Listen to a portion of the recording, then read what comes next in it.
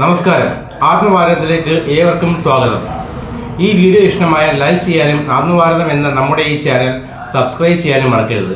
ഇത് ഭാരതത്തിൻ്റെ സംസ്കാരത്തെപ്പറ്റിയും ആത്മീയതയെപ്പറ്റിയും കൂടുതൽ വീഡിയോ ചെയ്യാൻ എനിക്ക് പ്രചോദനമാകും. ഇനി നമുക്ക് വിഷയത്തിലേക്ക് വരാം. കേരളത്തിൻ്റെ സാംസ്കാരിക തലസ്ഥാനമായ തൃശ്ശൂരിൻ്റെ ഹൃദയഭാഗത്ത് നഗരത്തിൻ്റെ തിരക്കുകൾക്കിടയിൽ ഏകദേശം 9 ഏക്കറോളം വരുന്ന മതിൽക്കെട്ടിൽ പച്ചപ്പിനിടയിൽ തലമുറകളുടെ ചരിത്രം പേറി നിൽക്കുന്ന ഒരു മഹാക്ഷേത്രം ശ്രീ വടക്കുംനാഥ ക്ഷേത്രം. തൃശ്ശൂരിൻ്റെ ചരിത്രത്തെയും സംസ്കാരത്തെയും ആത്മീയ പാരമ്പര്യത്തെയും വടക്കുംനാഥനിൽ നിന്നും വേർതിരിച്ച് കാണാൻ തന്നെ പ്രയാസമാണ്. ക്ഷേത്രത്തിന് ചുറ്റുമുള്ള തേക്കിൻകാട് മൈതാനമാണ് ലോകപ്രശസ്തമായ തൃശ്ശൂർ പൂരത്തിൻ്റെ പ്രധാന വേദി. പക്ഷേ ആരാണ് വടക്കുംനാഥൻ? എന്തുകൊണ്ടാണ് ഇവിടുത്തെ ശിവലിംഗം നമുക്ക് സാധാരണയായി കാണാൻ കഴിയാത്തത്? നൂറ്റാണ്ടുകളായി അർപ്പിച്ച നെയ്യിന് എന്ത് സംഭവിച്ചു? പരശുരാമനുമായ ക്ഷേത്രത്തിനുള്ള ബന്ധമെന്ത്? ആദിശങ്കരാചാര്യരുടെ ജനനവുമായി വടക്കുംനാഥനെ ബന്ധിപ്പിക്കുന്ന ഐതിഹ്യം എന്താണ്?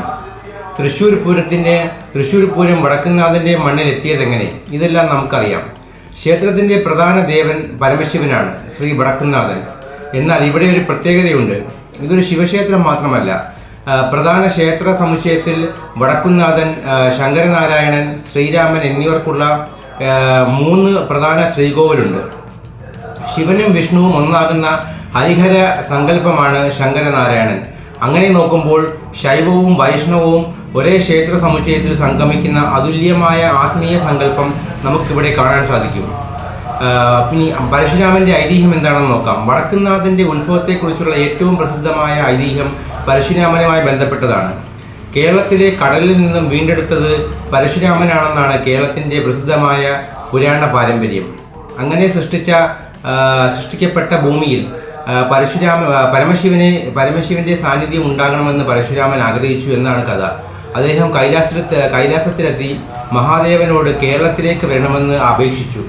ശിവൻ പാർവതിയോടും ഗണങ്ങളോടുമൊപ്പം പരമശിവനെ അനുഗമിച്ചുവെന്നും ഇന്നത്തെ തൃശ്ശൂർ പ്രദേശത്തെത്തി നിലകൊള്ളുന്നുവെന്നും പിന്നീടൊരു ദിവ്യലിംഗമായും ശിവന്റെ സാന്നിധ്യം പ്രത്യക്ഷപ്പെട്ടുവെന്നും ഐതിഹ്യം പറയുന്നു. അതുകൊണ്ട് തന്നെ വടക്കുംനാഥനെ പരശുരാമൻ സ്ഥാപിച്ച കേരളത്തിലെ പുരാതന ശിവക്ഷേത്രങ്ങളിലൊന്നായി പാരമ്പര്യം കണക്കാക്കുന്നു. ഇവിടെ ഒരു കാര്യം പ്രത്യേകം പറയണം. ഇതൊരു ഐതിഹ്യ പാരമ്പര്യമാണ്. രേഖാമൂലമുള്ള ചരിത്രവുമായി ഇതിനെ ഒരുപോലെ കാണരുത്. ഇനി ക്ഷേത്രത്തിൻ്റെ ഏറ്റവും പ്രശസ്തമായ പ്രത്യേകതകളിലേക്ക് പോകാം. വടക്കുംനാഥനിലെ ശിവലിംഗം. മറ്റു ക്ഷേത്രങ്ങളിലെ ശിവലിംഗം നമുക്ക് നേരിട്ട് കാണാൻ സാധിക്കും. പക്ഷേ ഇവിടെ കാലങ്ങളായി നടക്കുന്ന നെയ്യഭിഷേകത്തിൻ്റെ ഫലമായി ശിവലിംഗം നെയ്യിൻ്റെ വലിയ ആവരണത്തിനുള്ളിലാണ് എന്നതാണ് ക്ഷേത്രത്തിൻ്റെ പ്രസിദ്ധമായ സവിശേഷത. അതുകൊണ്ട് തന്നെ ഭക്തൻ നേരിട്ട് കാണുന്നത് സാധാരണ ശിവലിംഗത്തിൻ്റെ രൂപമല്ല, നെയ്യിൽ പൊതിഞ്ഞ വടക്കുംനാഥനെയാണ്. ഇതുമായി ബന്ധപ്പെട്ട് അനേകം ഭക്തി വിശ്വാസങ്ങളും നിലനിൽക്കുന്നു.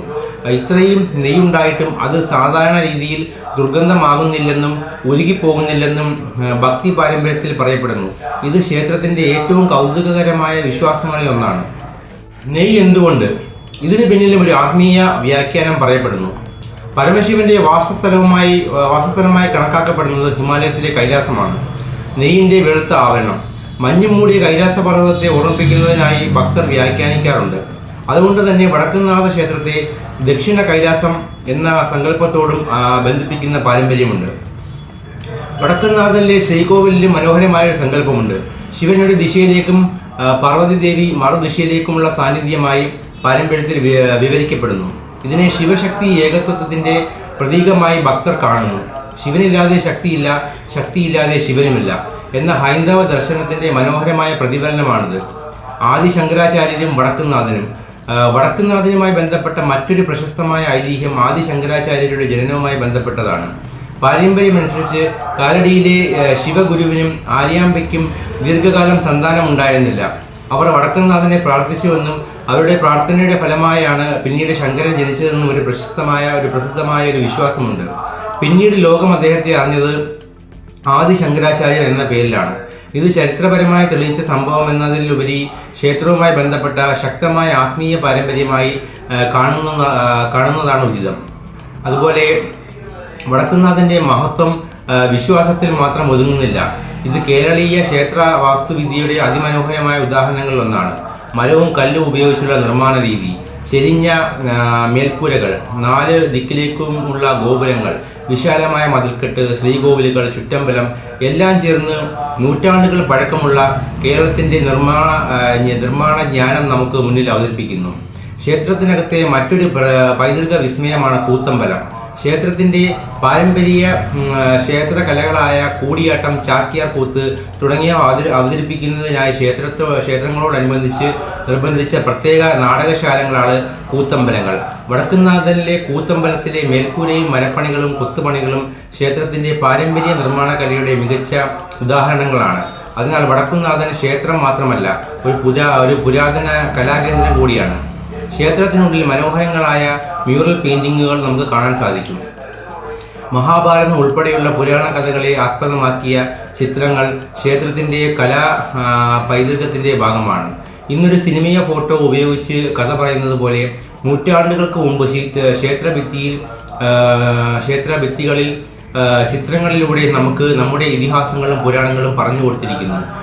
അതുകൊണ്ട് ഇവ വെറും അലങ്കാരമല്ല, നമ്മുടെ പൂർവികരുടെ വിഷ്വൽ സ്റ്റോറി ടെല്ലിംഗ് ആണ്. വടക്കുംനാഥ ക്ഷേത്രത്തെ ചുറ്റിപ്പറ്റിയുള്ള വിശാലമായ പ്രദേശമാണ് തേക്കിൻകാട് മൈതാനം. ഇന്ന് തൃശ്ശൂർ നഗരത്തിൻ്റെ തന്നെ മുഖമുദ്രങ്ങളിലൊന്നാണ് ഈ സ്ഥലം. വടക്കുംനാഥൻ്റെ നഗരത്തിൻ്റെ നടുവിലാണെങ്കിലും ക്ഷേത്രത്തിൻ്റെ ചുറ്റുമുള്ള ഈ പച്ചപ്പ് അതിന് അസാധാരണമായൊരു അന്തരീക്ഷം നൽകുന്നു. ഇവിടെയാണ് പിന്നീട് ക്ഷേത്രത്തിൻ്റെ ഏറ്റവും വലിയ സാംസ്കാരിക ആഘോഷങ്ങളിലൊന്നായ തൃശ്ശൂർ പൂരം ലോകപ്രശസ്തമായത്. അതുപോലെ തൃശ്ശൂരിൻ്റെ ചരിത്രത്തിൽ ശക്തൻ തമ്പുരാൻ്റെ പേര് ഒഴിവാക്കാൻ കഴിയില്ല. കൊച്ചി രാജാവായിരുന്ന ശക്തൻ തമ്പുരാൻ്റെ കാലത്താണ് ഇന്നത്തെ രീതിയിലുള്ള തൃശ്ശൂർ പൂരം രൂപപ്പെട്ടത്. പാറമേക്കാവ്, തിരുവമ്പാടി, മറ്റ് ഘടകക്ഷേത്രങ്ങൾ എല്ലാം വടക്കുംനാഥൻ്റെ സാന്നിധ്യത്തിലേക്ക് എത്തുന്നു. പക്ഷേ ഇവിടെ ഒരു മനോഹരമായ കാര്യമുണ്ട്. വടക്കുംനാഥൻ പൂരത്തിൻ്റെ കേന്ദ്രത്തിലുണ്ടെങ്കിലും വടക്കുംനാഥൻ തന്നെ പുറത്തേക്ക് എഴുന്നള്ളുന്നില്ല. മറ്റു ദേവതകൾ വടക്കുംനാഥനെ കാണാൻ എത്തുന്നു എന്ന സങ്കല്പമാണ് ഇതിന് പിന്നിൽ.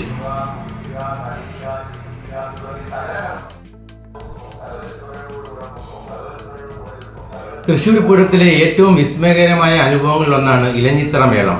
നൂറുകണക്കിന് കലാകാരന്മാർ ചെണ്ട, ഇലത്താളം, കൊമ്പ്, കുഴൽ എല്ലാം ഒരേ താളത്തിൽ വരുമ്പോൾ അത് വെറുമൊരു സംഗീത പരിപാടിയല്ല, കേരളത്തിൻ്റെ താളപാരമ്പര്യത്തിൻ്റെ മഹാസംഗമമാണ്. ഇനി ആനയൂട്ട്. വടക്കുംനാഥനുമായി ബന്ധപ്പെട്ട് മറ്റൊരു പ്രസിദ്ധമായ ആചാരമാണ് ആനയൂട്ട്. കർക്കിടക മാസത്തിൽ നടക്കുന്ന ഈ ചടങ്ങിൽ ആനകളെ പ്രത്യേകമായി തയ്യാറാക്കിയ ഭക്ഷണം നൽകി ആദരിക്കുന്നു. കരിമ്പ്, അരി, നെയ്യ്, തേങ്ങ, ശർക്കര തുടങ്ങിയവ ഉൾപ്പെടുന്ന ഭക്ഷണം ആനകൾക്ക് നൽകുന്ന പാരമ്പര്യം കേരള ടൂറിസം വിവരിക്കുന്നു. ഗണപതിയുടെ അനുഗ്രഹവുമായി ഈ ചടങ്ങിനെ ബന്ധിപ്പിക്കുന്ന വിശ്വാസവും നിലനിൽക്കുന്നു. ആന കേരളത്തിൻ്റെ സംസ്കാരത്തിൽ ഒരു മൃഗം മാത്രമല്ല, ക്ഷേത്രോത്സവങ്ങളുടെയും പൈതൃകത്തിൻ്റെയും ഭാഗമാണ്. വടക്കുംനാഥൻ്റെ മുന്നിലെത്തുന്ന ഭക്തർക്ക് വിവിധതരം പ്രാർത്ഥനകളുണ്ട്. കുടുംബത്തിൻ്റെ ഐശ്വര്യം, മനഃശാന്തി, ആരോഗ്യം, വിദ്യാഭ്യാസം, ജീവിതത്തിലെ തടസ്സങ്ങൾ മാറുക എന്നിങ്ങനെ. ക്ഷേത്രത്തിലെ ഗണപതിക്ക് അപ്പം നിവേദിക്കുന്നത് പ്രധാന വഴിപാടുകളിൽ ഒന്നായി പാരമ്പര്യത്തിൽ അറിയപ്പെടുന്നു.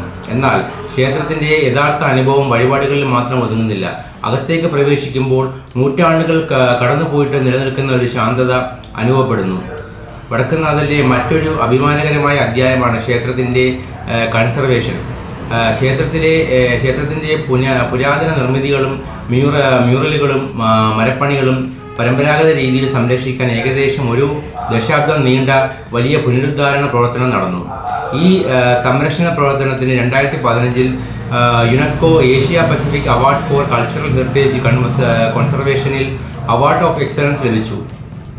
യുനെസ്കോ ഈ പുനരുദ്ധാരണത്തെ പരമ്പരാഗത നിർമ്മാണ ജ്ഞാനം, ആചാര രീതികൾ, ആധുനിക കൺസർവേഷൻ പ്രാക്ടീസ് എന്നിവ വിജയകരമായി കൂട്ടിച്ചേർത്ത മാതൃകയായി വിലയിരുത്തി. ഇവിടെ ഒരു ചെറിയ വ്യത്യാസം ശ്രദ്ധിക്കണം. യുനെസ്കോ കൺസർവേഷൻ അവാർഡ് ലഭിച്ചതും യുനെസ്കോ വേൾഡ് ഹെറിറ്റേജ് സൈറ്റിൽ ആകുന്നതും രണ്ടാണ്. വടക്കുംനാഥന് ലഭിച്ചത് കൺസർവേഷനുള്ള അവാർഡ് ഓഫ് എക്സലൻസ് ആണ്. ഒന്ന് ചിന്തിച്ചു നോക്കൂ. ഒരു ഭാഗത്ത് പരശുരാമൻ്റെ ഐതിഹ്യം, മറുഭാഗത്ത് ആദിശങ്കരാചാര്യരുമായിട്ടുള്ള ബന്ധപ്പെട്ട വിശ്വാസം. അകത്ത് നെയ്യിൽ മറഞ്ഞ വടക്കുംനാഥൻ, കൂടെ ശങ്കരനാരായണനും ശ്രീരാമനും.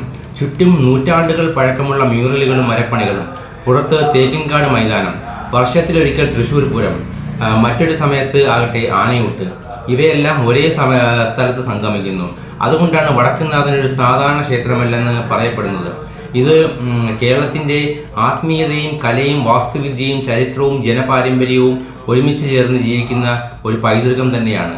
തൃശ്ശൂരിൻ്റെ നടുവിൽ നഗരം മാറി, തലമുറകൾ മാറി, രാജാക്കന്മാർ പോയി, കാലം മുന്നോട്ട് നീങ്ങി, പക്ഷേ വടക്കുംനാഥൻ അവിടെ തന്നെയുണ്ട്. നൂറ്റാണ്ടുകളുടെ കഥ പറയുന്ന കല്ലുകളും മരപ്പണികളും ചുമർചിത്രങ്ങളും കൂത്തമ്പലവും നെയ്യിൽ മറഞ്ഞ ശിവലിംഗവും ഇന്നും നമ്മുടെ പൈതൃകത്തിൻ്റെ കഥ പറയുന്നു. അതിനാൽ അടുത്ത തവണ തൃശ്ശൂരിലെത്തുമ്പോൾ വടക്കുംനാഥനെ ദർശിക്കുമ്പോൾ ഒരു ക്ഷേത്രം മാത്രം കാണരുത്, കേരളത്തിൻ്റെ നൂറ്റാണ്ടുകൾ പഴക്കമുള്ള ഒരു സംസ്കാരത്തെ കാണും, ഒരു ജനതയുടെ കലാപാരമ്പര്യത്തെ കാണും, ഒരു നഗരത്തിൻ്റെ ആത്മാവിനെ കാണും, വടക്കുംനാഥനെ കാണും. ഓം നമഃ ശിവായ. ഈ വീഡിയോ ഇഷ്ടമായ ലൈക്ക് ചെയ്യാനും ആത്മഭാരതം എന്ന നമ്മുടെ ഈ ചാനൽ സബ്സ്ക്രൈബ് ചെയ്യാനും മറക്കരുത്. ചിന്തിക്കുന്നവർക്കായി ആത്മഭാരതം. വടക്കുംനാഥ ക്ഷേത്രത്തിൻ്റെ പറ്റിയോ അതുമായി ബന്ധപ്പെട്ട ഐതിഹ്യങ്ങളെ പറ്റിയോ നിങ്ങളുടെ അഭിപ്രായമോ അനുഭവം എന്താണെന്ന് വെച്ചാൽ അത് കമൻറ്റിൽ അറിയിക്കൂ. ചിന്തിക്കുന്നവർക്കായി ആത്മഭാരതം.